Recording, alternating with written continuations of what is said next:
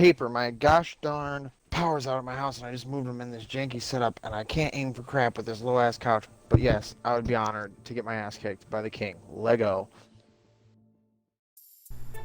So this is going to be the start of our community weeks, which we're going to do every 2 weeks or something like that. I'll talk about it more throughout the video. I'm pumped. Let's just get into it.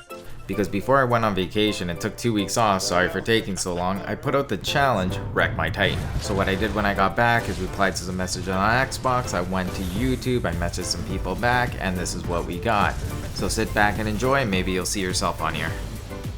And I'm going to take some of these opportunities to talk about strategy, but I'm not going to be hypercritical of anybody that I played against, because I know that a lot of times we were just playing for fun. Some of the shenanigans made it to the video, some of it didn't. The fact you would even try this on me Come over here, come closer, come closer. just puts a smile to my face. I really enjoyed myself. You guys were a blast. For those of you who played with me, well, you know what we did. We did a 1v1 Titan. I gave you preference on maps, batteries, how you wanted to approach it depending on what matchup we were going to do. Some people decided to use alternate Titans throughout the match, which is actually really tricky. I learned a lot from these 1v1s. First off, I wasn't overly familiar with the last Titan setup. Like, can I shoot this guy? Or, like, I'm not actually sure where that laser leads. Does it hit the battery? I don't know. Those are things I'd be interested in actually learning a little bit more about. I even made a serious series class for this with phase embark, I have double dash, and I also have 0-point tripwire, which makes it so the mines cost 0 energy. I feel like I get more out of that than trying to go for overcore. It almost seems like I run it, because I do feel that I just get put into the position where I can output more damage without taking as much.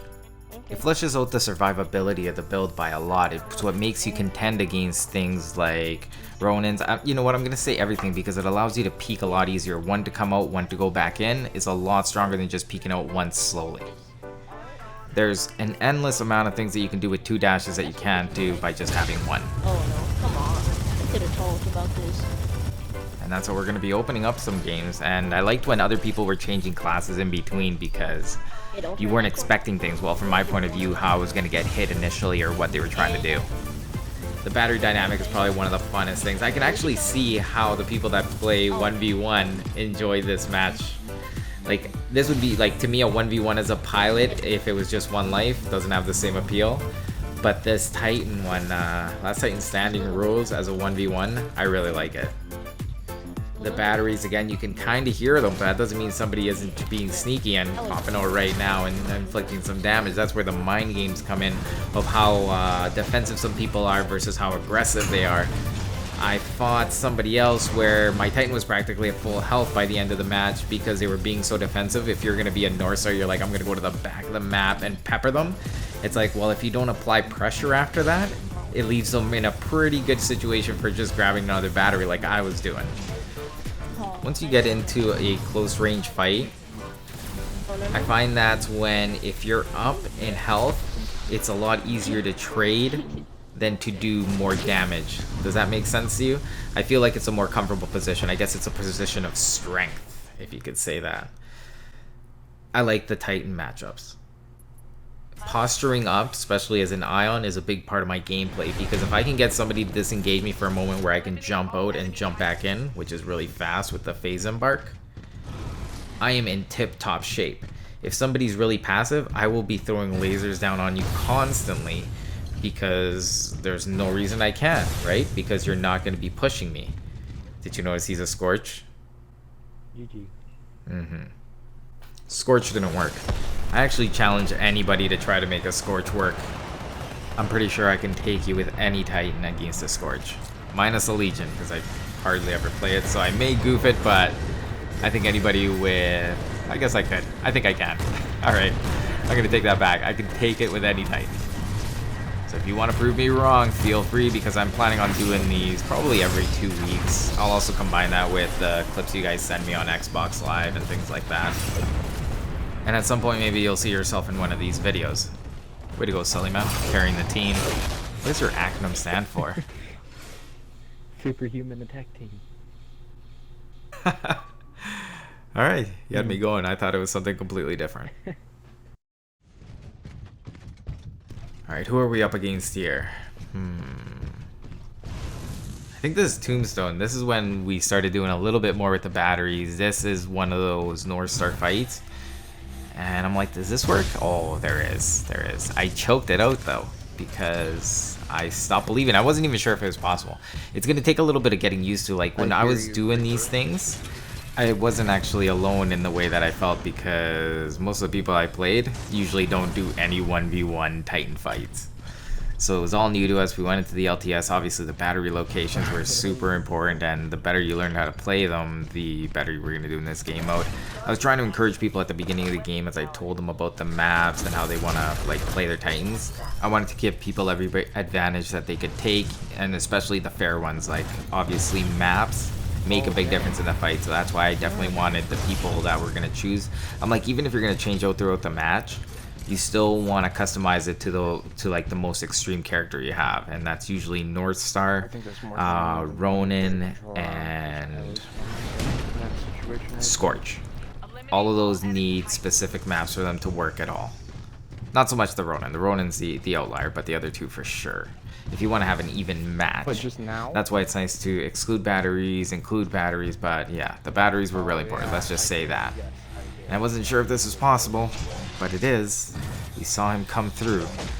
So he wasn't there this time. He had to notice the laser last time. I was trying to tell him about it, and by the end of it, we both understood how important that was. And having having your auto titan on just roaming is what happens. And I'm like, oh, there's a pilot out of the cockpit.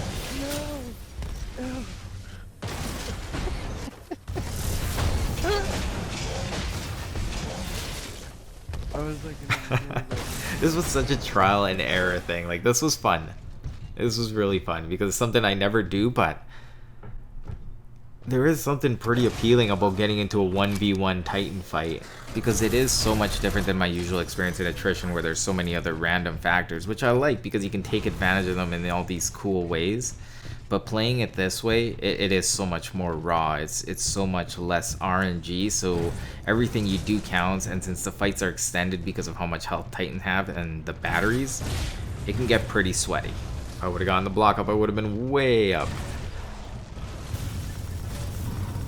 The Ion, you do have to predict a little bit more. You can't, it's not like a super instant shield. It does take a little bit of time to actually come up. you put it up half. I also don't run overcore. I run dashes because it helps me dodge, it helps me close the distance, it helps me space myself when I have to get away from people like Ronin's. I've always thought this is the best kit. In attrition, you have more wiggle room because you can get a lot more out of like the kits like the Grand Cannon. And let me tell you a little bit about cores. Let me just start with Ion because I'm using it right now. Usually what you want to look for is that they use whatever ability makes them go fast. In this case, when he flies, uses his dashes. When Ronin uses his phase dash, like those are usually the openings to use your laser and try to get some damage out of it. Because every time you have to retarget them or they disappear, like you just lose so much DPS. And it's kind of the same thing when you're thinking about it from the other side. You want to know if you think they are going to be close to getting their core, which you should have a pretty damn good idea when it's 1v1. You're the only thing they're hitting. And time also plays a small factor, I believe, doesn't it? Let's look at it right now. Is it going up when I'm not doing anything? Okay, I gotta stop doing damage. It's on the bottom left if you're not looking. It's that blue little bar. It's about to hit my red laser. Yeah, I need to stop doing damage. Stop doing damage for a second. Someone in the comments just tell me. I don't know. There's like nothing to do now because if he tries anything big, like he's gonna have to trade with me, and yeah. I think you have to start doing some insane battery stuff and really poking. I found that the biggest thing was that people were not thinking about the batteries. But if you give a Scorch a battery, it's not going to make a difference. You can grab as many batteries as you want. It's like I'll still get the opportunity to shoot you if you get reckless. I told that to somebody. I'm like, you can take any batteries you want, but even that advantage with the Scorch or not, it's not doable. It's absolutely not doable. I hope somebody tries to prove me wrong. People were saying it in the comments, and it's more of a meme because you can't actually believe that. because I just want to put an end to it, because I had to like lower myself to even make it seem exciting for clips. That's why I ended up cutting most of them. Like I have one where they grab a couple batteries. It's not going to do it. It just doesn't do enough. So to keep it serious, if you even want to pose that challenge, you have to be pretty close to Gen 100. This is what I learned. Which shots to tank. I was actually surprised by how much damage it still does at what I would consider long range for a shotgun. Like when he shot me, if he unloads all his shells and I don't block at all, it's actually a significant amount of damage. I stopped taking those. I thought the drop-off damage would be a lot higher, so now I raise the shield for that as well. I thought it was better to trade, which maybe if I land the crit shots, but it has to be laser. I don't think it can be like splitter rifle. I think I have to do a decent chunk if I'm going to trade off correctly. Long story short, the shotgun shots hurt even from long range. From here to there, they still hurt. They're worth blocking. I had nothing. Dang, man. Who else? The Monarchs 1v1. I don't think you're gonna be able to space me long enough to get your core, which you'll probably get, but you're gonna be low health, and then I think I'm in the clear. Yeah, I don't see the Monarch being as threatening in 1v1 as the Monarchs in attrition, where they just have everything to shoot. They're like, I need shields. They just look up in the sky. They're like dropships. They look down. There's grunts and reapers. There's pilots. Oh, there's just a ton of things to shoot. Anybody with a careless Titan practically feeds Monarchs to their next level. So that's why they're not quite as good. But this was really enjoyable. I learned a lot. I had a lot of fun. And I also got to play with you guys in some funny matches. I'm going to show you guys this. You know, I'm going to be fitting these in. I'm always going to make the title somewhat the same, so you guys know that this is a community video. I'll probably just put community video. Community something. Community Titanfall. Something like that. We'll even name this number 1 so that we can even keep track of them. And that's the end of this episode. So you guys know what's going on now. We're going to be doing some community clip stuff all the time. I may even critique some gameplay. Some people send me stuff like that. And I actually have enough to make a pretty good episode on that. Otherwise, we're going to do probably challenges. We'll do pilots versus pilots, Titans versus Titans. And then we may even put together teams, you know, and go against each other. And that'll be part of the community video that we got going on now. Alright, so thank you all for joining me for all this cool stuff, because I'm actually excited, because now it's not just me.